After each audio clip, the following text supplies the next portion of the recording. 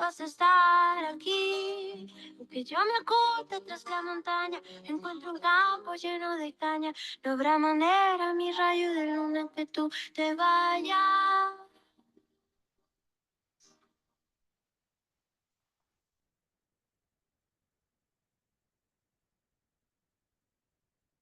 Hi, everyone. I have to read a trigger warning before we start. So we're going to be making reference to experiences, situations, and emotional contexts that might trigger you. Feel free to leave the space if you need to. Please take care of yourselves. You're very important. And I would also like to acknowledge and honor that we stand in the land of the Nisenan, the southern Maidu, the Valley Plains Miwok, Padwin Winton people, and all the people of the Wilton, Rancheria, Sacramento only federally recognized tribe. People who came before us and still walk beside us today on these ancestral lands we recognize. So, here we are. Welcome to A Human Condition. This is a play that was written with and for journalists to cultivate a longer and healthier and lasting relationship with journalism.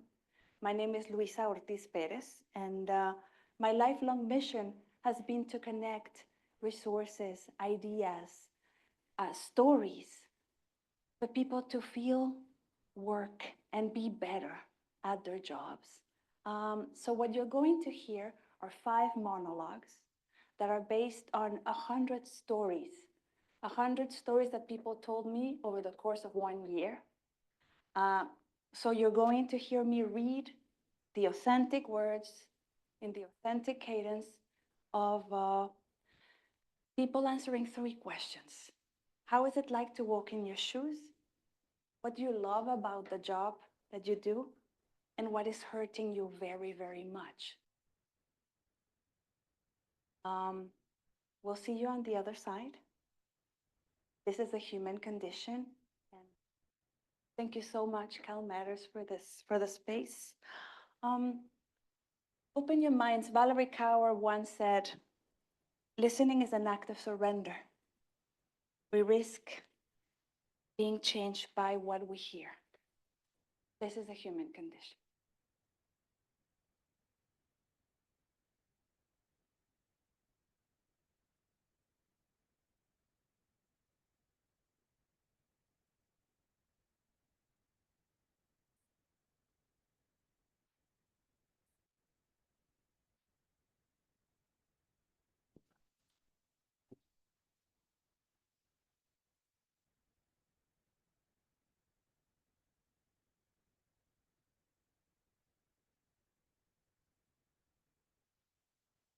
This first monologue is called The Great Adventure.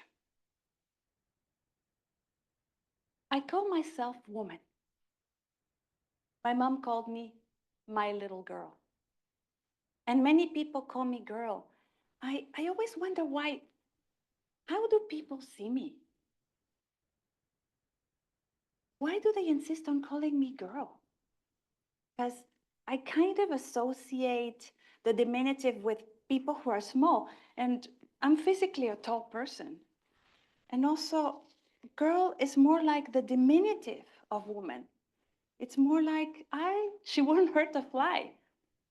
She's so well behaved, she's so calm. Well, and I personally don't think I kill flies, but I don't think I'm that calm either. So in the last year, it's caught my attention that there's people who still call me girl, and I don't know. I haven't. I don't catch myself calling myself girl. Woman is fine by me. My mother taught me that one should help others and that you should work to make community happen. My mother was a nurse, not the kind of person who would judge those who do not serve the community. She was the kind of person who worked for the common good. It seems to me that as journalists, and not only as journalists, but also as human beings, it should be a value that we all embrace, the value of community. And that worries me. I am worried. I'm concerned that collectively, we don't understand what journalism is, what journalists have to do to keep going, to keep journalism going. Now, I always say that I don't see myself doing anything else. In other words, I think that I have had most clear, the only thing that I've had most clear in my life since I can remember is that I wanted to become a journalist. So from the age of 5 or 6, it was very clear to me. You see, our grandmothers used to listen to the radio, especially the news. And yes, I grew up in an environment where I listened to the radio with my grandmother. I was raised by her and one of my aunts. And with my aunt, I used to also watch the news on TV at night. There was a news culture in my home.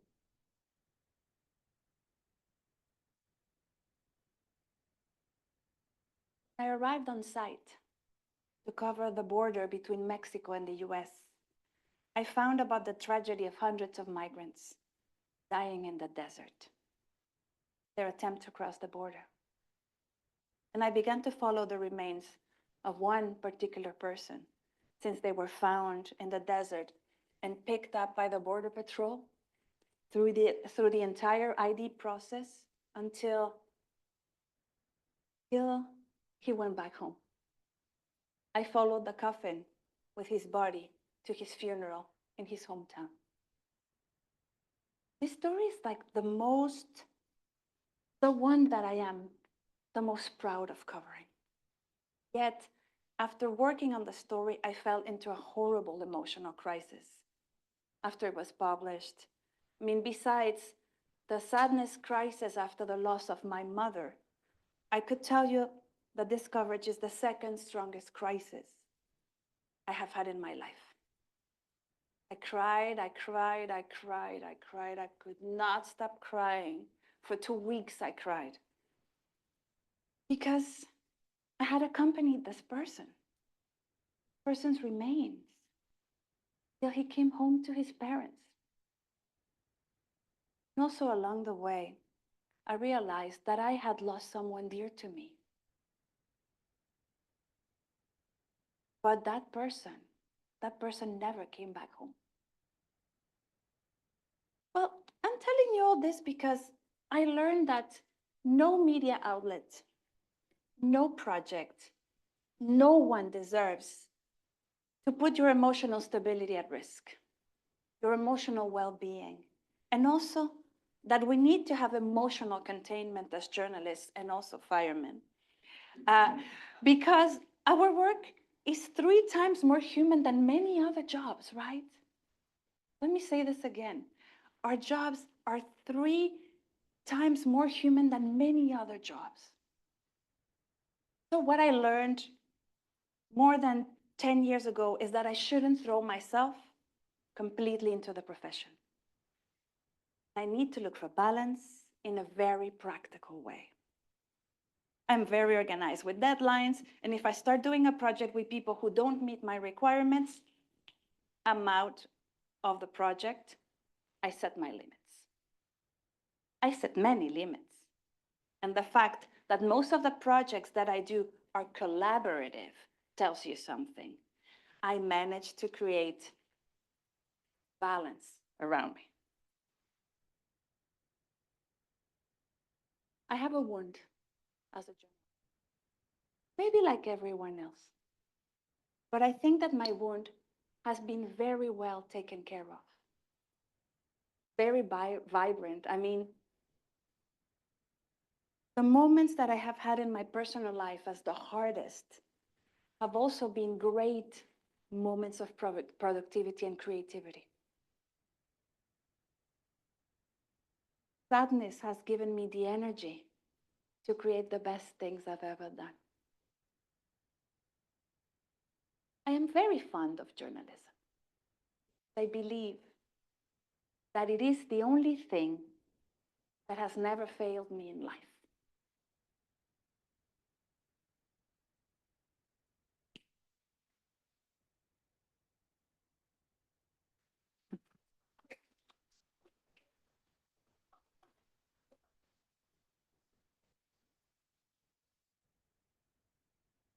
This second one is called In Care and in Service.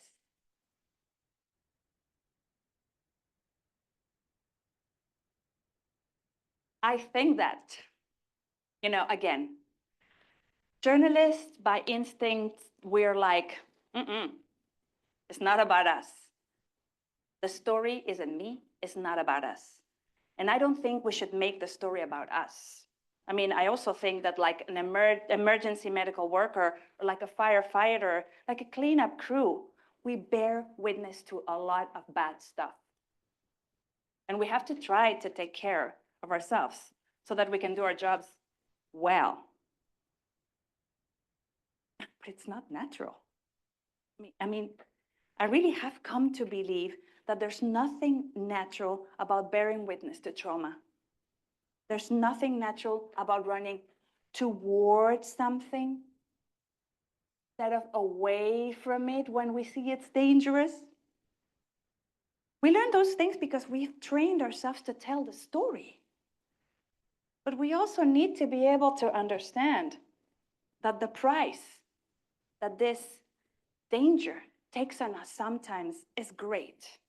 The toll is enormous.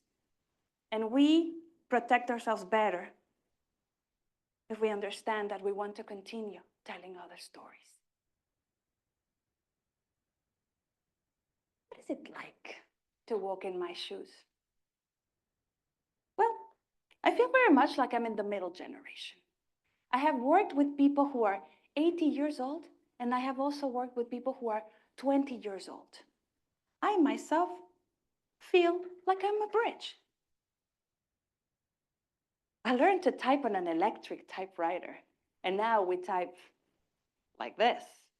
I mean, I had my first mobile phone when I finished high school. 10-year-olds now have mobile phones. I trained myself mostly as a reporter in text, writing. I'm a logocentric reporter.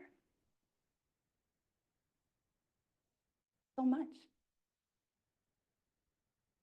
I also feel, to be honest, many days that I'm equally filled with hope and with dread, with optimism and with despair.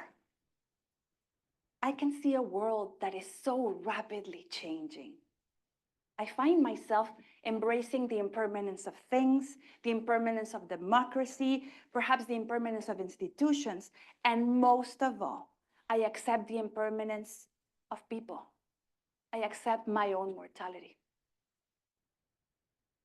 You know, this has been a big part of my journey of growing. And it's been a hard journey because I like things that are lasting. I like things that are durable. I like things that are stable and permanent. And although I recognize that such things are rare, they're not common, I also know that people also yearn for that stability. I've hired young people who have told me that they've already been laid off 2 or 3 times by the age of 30. I have never been laid off, come on. I've won awards. But if I put myself in their shoes, well, I actually understand why they're union activists. I understand why they're highly mistrustful of institutions, of companies, of owners. By the way, this is a very hard thing to write in journalism because, we haven't talked so much about the scarcity mindset versus the abundance mindset. And to tell you the truth, in journalism, I've never had abundance. So, indulge me. Let's pick one. Let's talk about the abundance mindset. And I certainly agree that politically, we need to encourage people to think about how abundance would look like, what abundance of healthcare would look like, education, opportunity. How would that look like? And that would be a dream. But when we're talking about the reality of our newsrooms, scarcity has always been the reality. I think that we're all wounded. Not to get all, on the microphone, not to get all preachy, but I think that we're all wounded in some way. We're all damaged in some way. We're all fragile in some way. I mean, I've had, I think, 2 toxic managers in my life, but I've also had 2 fantastic bosses over the course of my career. And actually have learned from both of them. I've learned so much from both of them. But what I can tell you is that working for a toxic leader who undermines you, who's not looking out for you, who does not have your best interest at heart, is terribly wounding. And I think that it is so hurtful that it causes people to leave journalism altogether. And that's what's happened a lot traditionally. So if we think about the wounds, there's also another wound that comes from the lack of belonging. A lot of people feel in the newsrooms that this is not their place, that they don't belong here. So, in the spirit of sincerity, I think that one of the most important things you can do as a leader is to say to a student, to an intern, or to a colleague, belong here. People like you.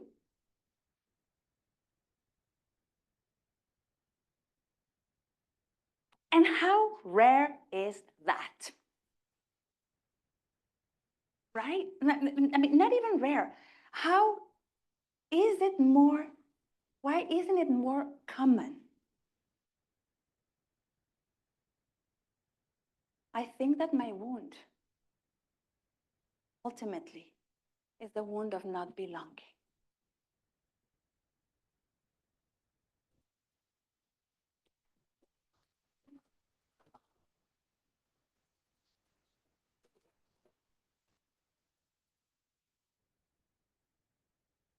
This third monologue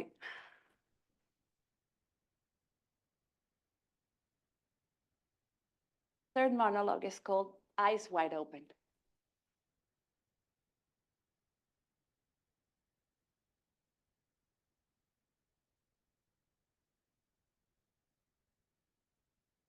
I think it's something that runs very deep for me. I have a parent, journalist. Where I was, she worked at a local newspaper in our state. I have early memories of being in the press room. And because of that, I suppose I became a journalist. I did think about doing other things to create some space, but it was always the thing that got me back. The thing where I felt like I had a voice. I started when I was in high school. I was a very shy teenager. And so I wrote about undocumented immigrants in college. And then I wrote for a newspaper, a local newspaper, and then I worked internationally. I quit a number of times. But it would kind of just keep calling me back. I had a professor who called it having ink in your veins. In the news business, it's easy to get caught in a sense of urgency. Journalism exists by the nature of the beast. And a lot of times I'll notice this sort of false urgency. Everyone, picture this, everyone is working on a project. Everybody's caught up. so important. We have to get it out there on time. But when you take a step back and you realize that it is actually not the right thing to be working on, that's when you start to notice that it's false, that there's something wrong with the story. That's the reason why it's so stressful and not working is because we shouldn't be doing it in the first place. I think it's really, really hard to back down from when everybody's put a lot of work in it, or when someone is very excited about it and tries to push it through. So stopping everybody's momentum is horrific. I mean, sometimes it feels like the newsroom is this machine that just needs to get going. It needs something to get going. And I don't know, it also generates a great sense of shame. I've noticed that there's some bosses who have had to operate more on the sense of shame than any other sense. And that makes mistakes or talking about things openly or to admit that we don't know things even harder than it already is.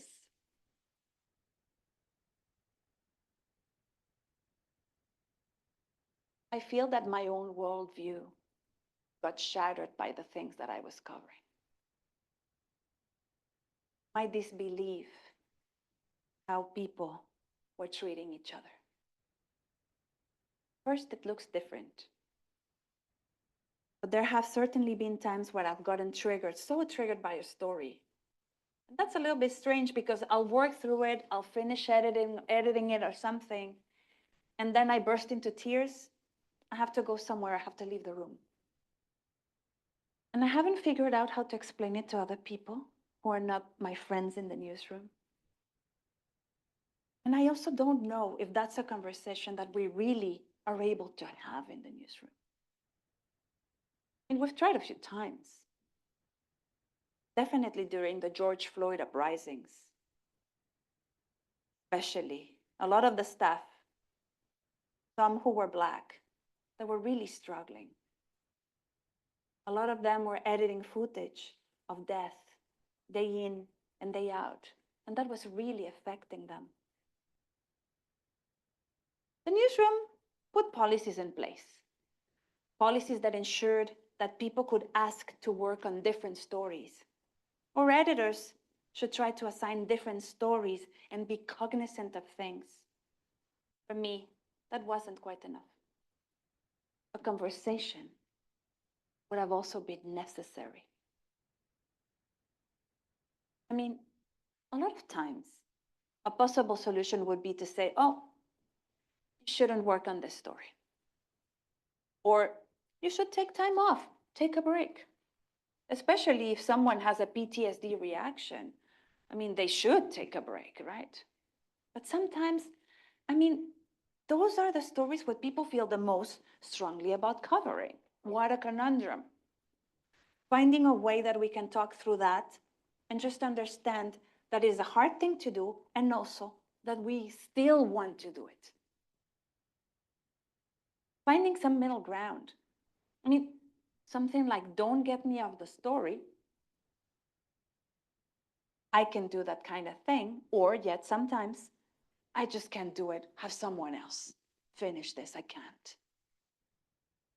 We need flexibility, some middle way where I know I'm the best person to do it and I'm going to need support with that. Or I'm just going to have to talk to someone afterwards. I think it's not just me. A lot of people that I work with, you know, we've all gotten very good at what we call the secret desk cry. You know what I'm talking about. Sneaking up to the bathroom to have a cry. I didn't know that there was a name for it, but at the office, we just call it the cry.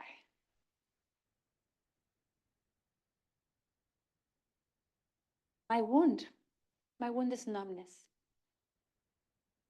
a lack of feeling.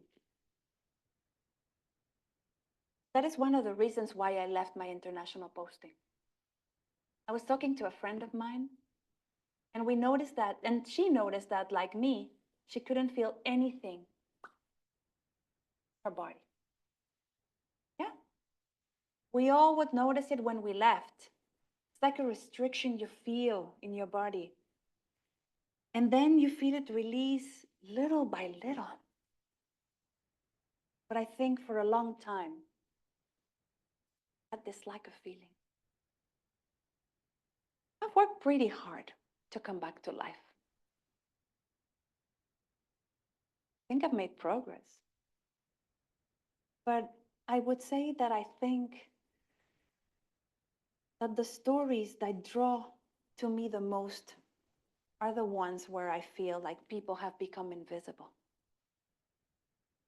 And that there's just this sort of collective decision that we are not going to see what is happening to these people. We're not going to care about what they go through. It's not going to matter. So that's why it's always interesting to me when that happens. You know the points where reality cracks. And all of a sudden, through your story, people can see.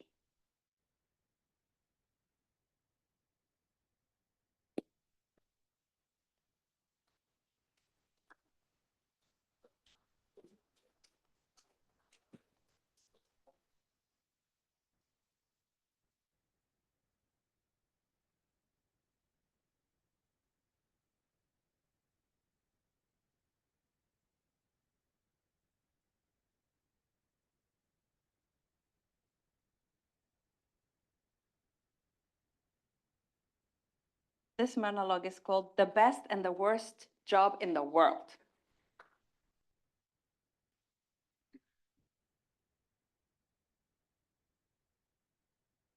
When I started, which was really nearly 30 years ago, it was really, really exciting. In the sense that events drove news coverage. Remember that?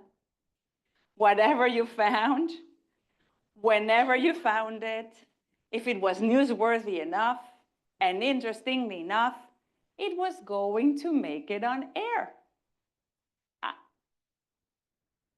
And as time went on, external things began to affect the decision-making process.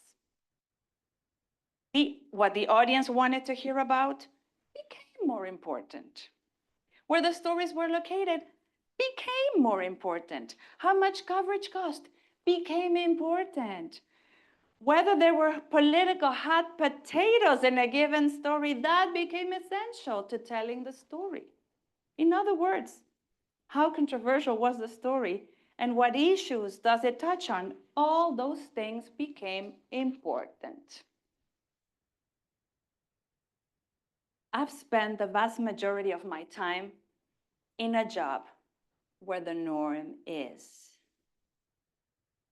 living on a deadline. And obviously, with a short kind of nightly deadline, for instance, you're more consumed by it at any given moment on a daily basis. And when the deadline hits and you file or you err, you're absolved until the next story lands on you. You get to go home. You might not get home until 7 or 8 at night, but then you're done. Your desk is clear until they hand you the next story or until you find the story. Now, on longer horizon projects where I'm working on stories that more typically last 3 or 4 months, the challenge is that you're never done until it airs. Am I right? You're never off duty. Shall I say it again? You are never off duty. Now, since COVID, I've been working from home. So it's really, it's like you check your phone when you wake up in the morning because you're ultimately responsible for a 4-month, 5-month deadline and making that deadline. But if you know that there's someone really important for you to talk to, and this person is in Australia, and they're not available until 9 p.m. your time, you can choose to decide that your other commitments take precedence. And you're not going to have that conversation, but ultimately it's incumbent on you to have the conversation. So when are you going to have it? Salud. And if you don't have it now and you wait till later, is that going to have a negative impact on the things that you have to do in the interim and so forth?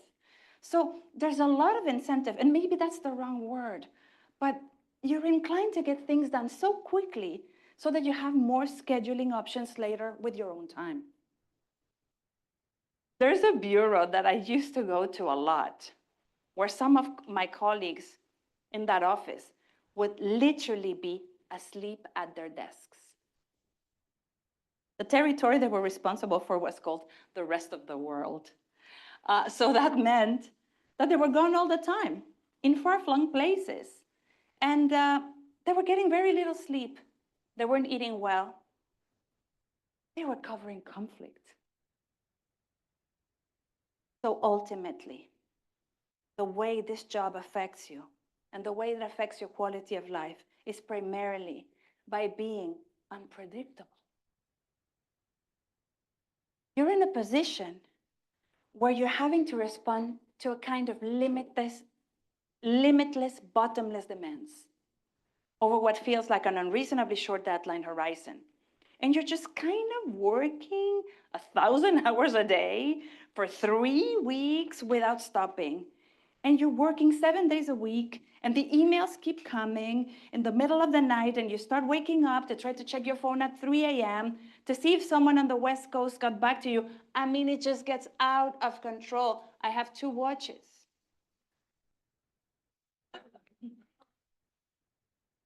So for me, work-life balance has been an issue. I mean, I'll say, it's been aided by the fact that my life has changed a lot. As it turns out, the most need for work-life balance has only come towards the most recent part of my career.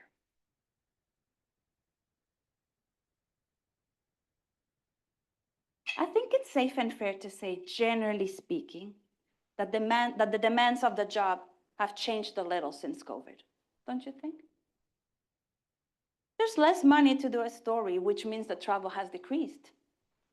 The number of options still have proliferated, and the tendency to brand what we do has also increased.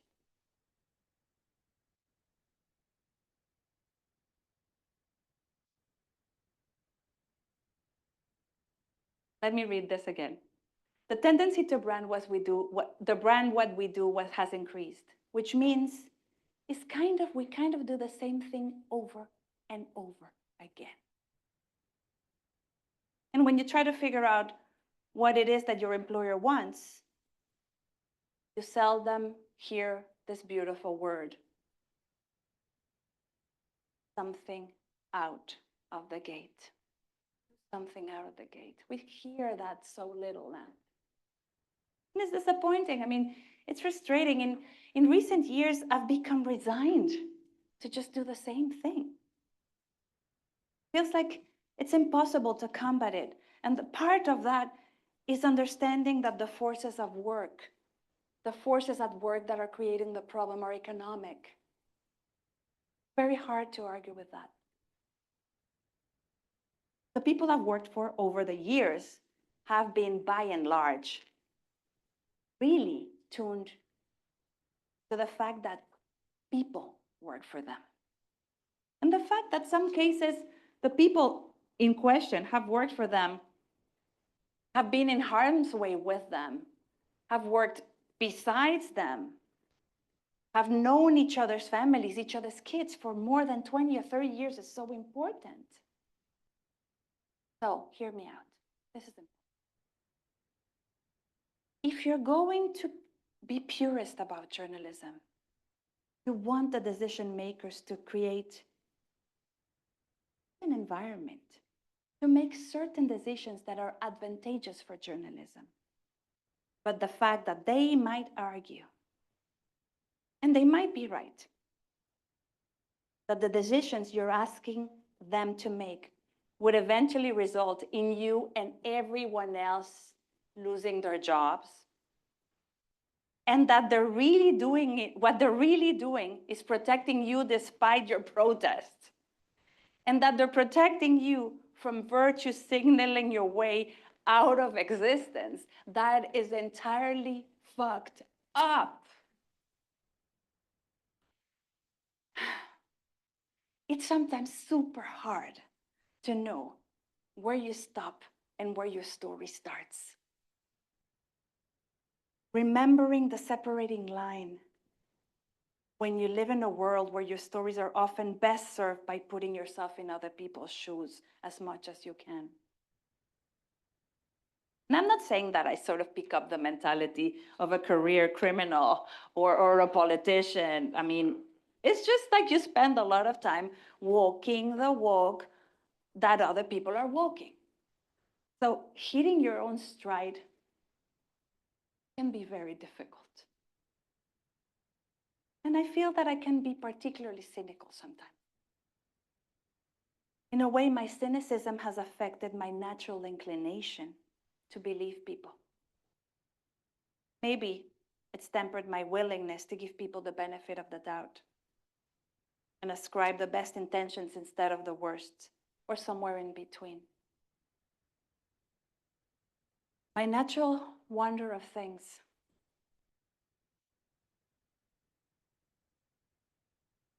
Maybe it takes more time for my mouth to drop. It takes more time for me to have positive amazement than I would any other person would otherwise. Who knows? Who knows how much of that is journalism? Who knows how much of that is my age? Who knows if I am more cynical than I would be if I had been a cop or an emergency room doctor or a social worker in the inner city, you know? Who knows? I'm not saying by any means that my fate is the worst. I'm not complaining. This is just how journalism has hurt me.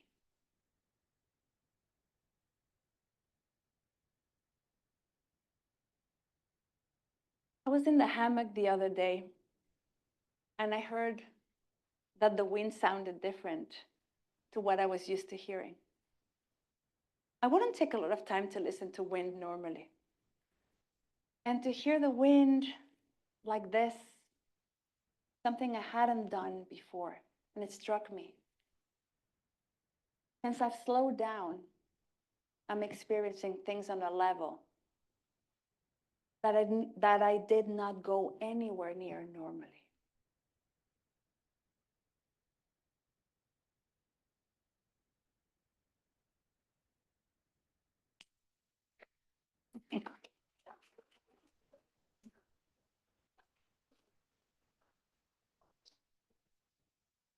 I don't know if I'm going to be able to do this with a microphone. So, Alona, you'll tell me if this works. But smoothly. This is going to work. Beautiful.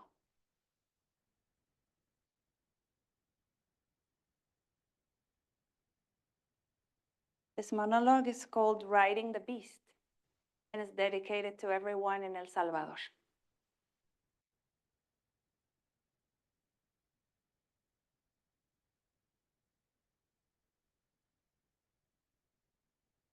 I remember a conversation, in this case, not with a journalist, but with a former prosecutor. We're talking about accumulated experiences over a drink. At that time, I was still covering violence, just like him. So this prosecutor has gone through the most horrendous issues in life. And I remember him bragging, if we left our jobs now, what is anyone going to do with us emotional morons?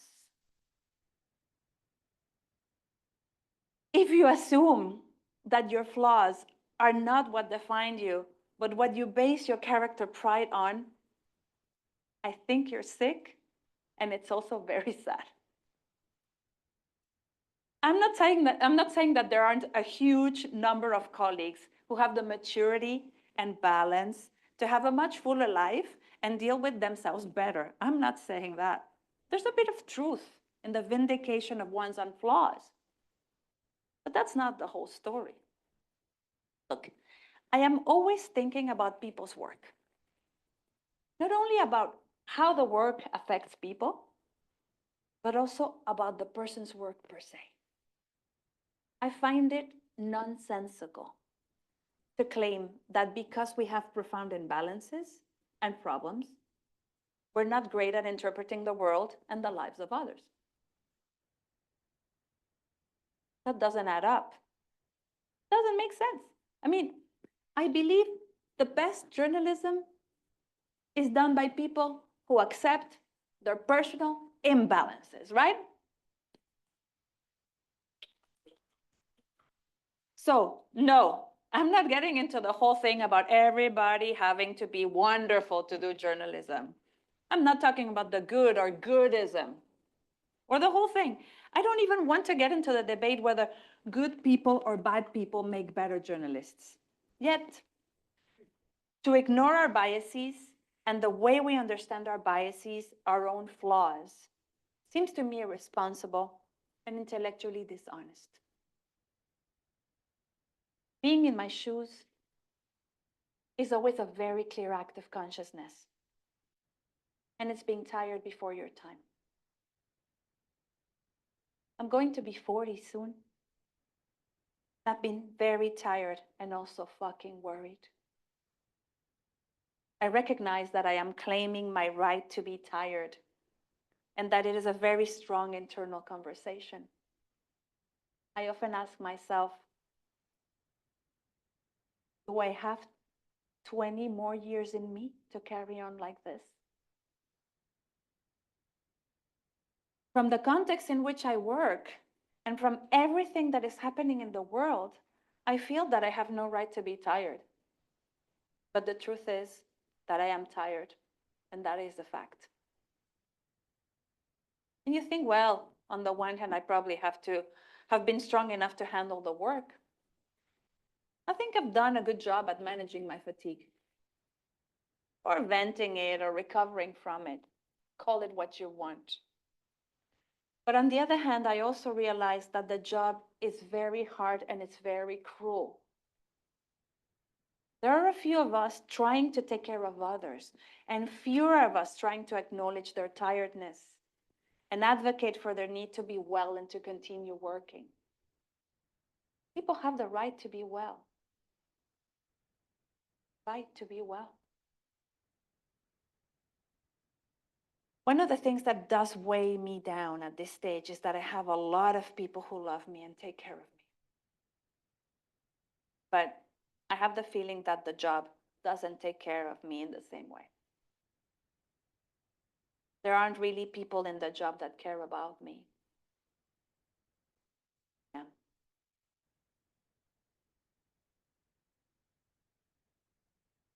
I'm always clear about saying, well, there are multiple paths. Let's orient ourselves.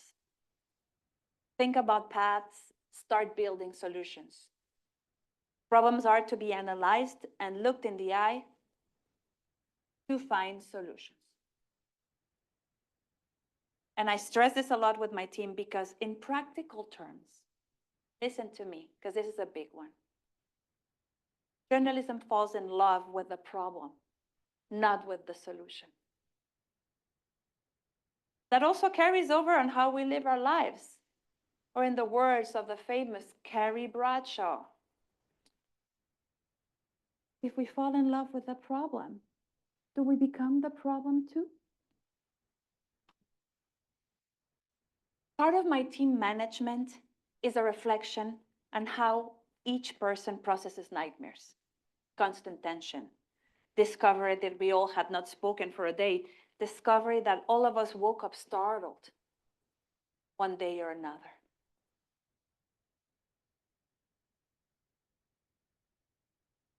Within a year, I had dreamt 3 times that they murdered me in different ways. And I remember that as time went by, people asking me how I handled it became very strange. I always say, and it's also true, hey, I handle it through beauty. I value beauty more. I surround myself with beauty and with happy people. And I always remind myself that I have decided to do this job and no one else made me do it. It's my responsibility.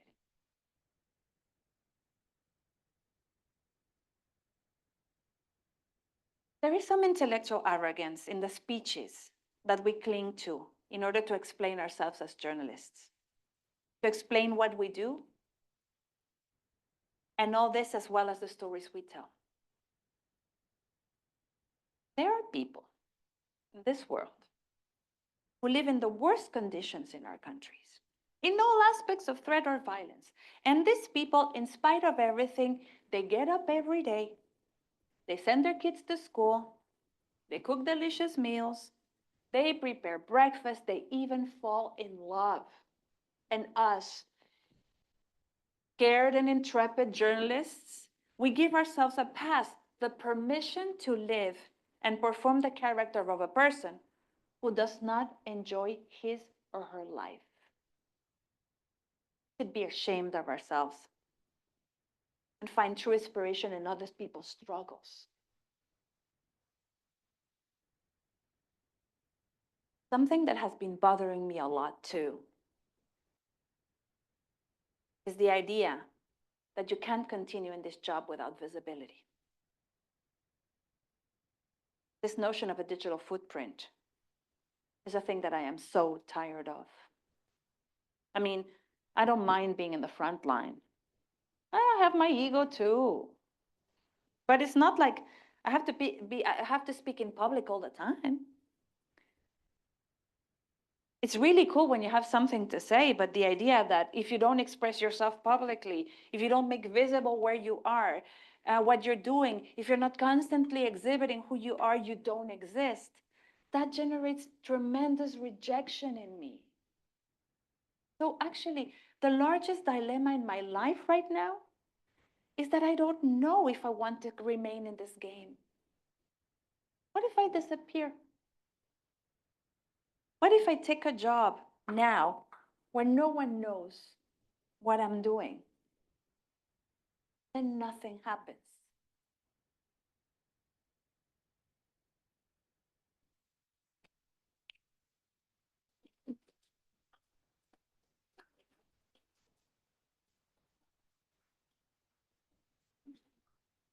Do you want to come back to your seat? This is the last one. We're at the end. The last monologue is called The Shape of My Heart.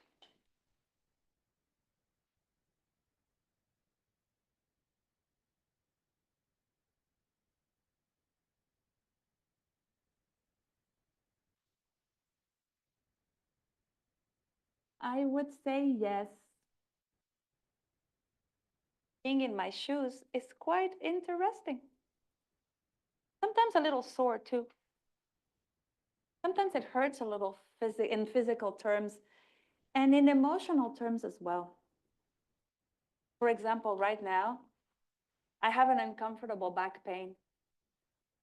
The consequence of the life I've had. A very intense life, a very dedicated life to work, spending a lot of time sitting down, which at the end of the day translated into a chronic physical consequence that I've had to learn to live with. And that, I would say, is an experience. Being in my shoes is interesting with everything that the world interesting entails. It's exciting to be me. But there are also down moments. There are also a lot of emotions. Sometimes I feel sore in the body, and sore in the heart. In the sense that the stories that I have decided to tell sometimes have confronted me with the darker side of individuals.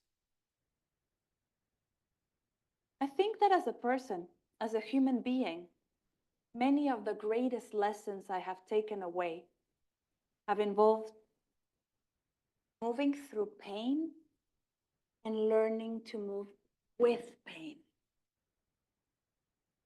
But now, on the other hand, it makes me feel pretty good.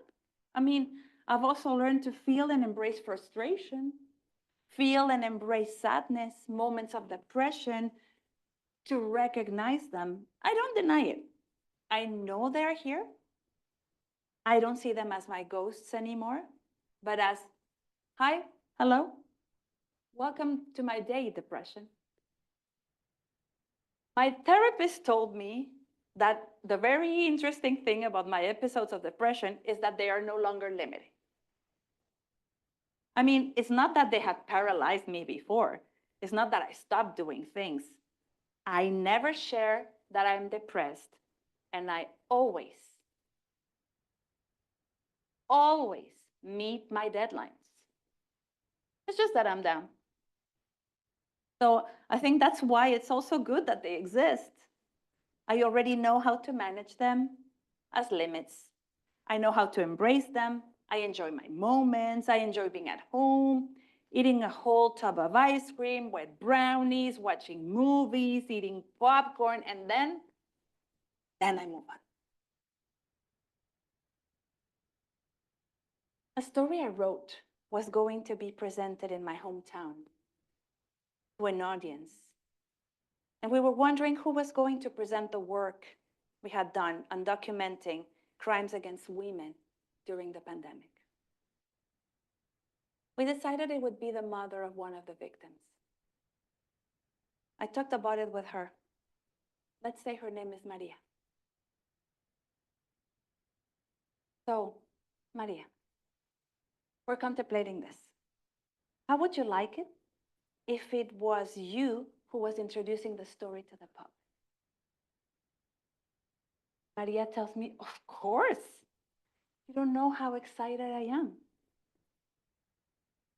When I see her reaction, I am really moved and I start to cry. It's an honor for me, she says. No, I reply, no. The honor is mine. This is yours, it is not mine. And the fact that moved me so much is that people who have survived these brutal moments of violence, they feel like journalists are the ones who are doing them a favor. And that's when I say no. We are honored to be able to tell your stories to the world.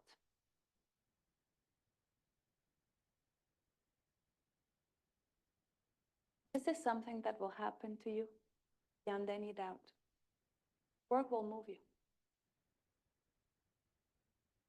I personally think that when I stop being moved, I am going to have to worry. Once you start covering stories of violence, you run the risk of losing sensitivity. That's when you have to look deep inside of you, find those important markers, and remember to continue feeding. Sometimes I break down, I'm very honest. I've shared very little with my family over the years, but it's like I was always busy. I always had things that made me look like I was present, but I was not. For instance, I took a vacation with my family to the beach, and I was working. My head, it was not a vacation. I had to open the computer all the time. They were on the water, I was in the room typing away, obligations. I've changed my ways since then. The last trip I took, I don't think I even brought my computer with me. Until now, I've tried to balance more. I mean, although I've always had things to do, I also know that at the end of the day, taking a break is a reward. I mean, it's like laying the foundations, the bricks of my path to control my anxiety. My wound is very graphic. What some people notice when their skin has been scarred and then it heals. Feels like there are traces of something that happened there before. This here. My heart, sometimes activated, sometimes asleep, sometimes healed, sometimes burning inside. And that is why my scar is a reminder that something important heart never the same after that.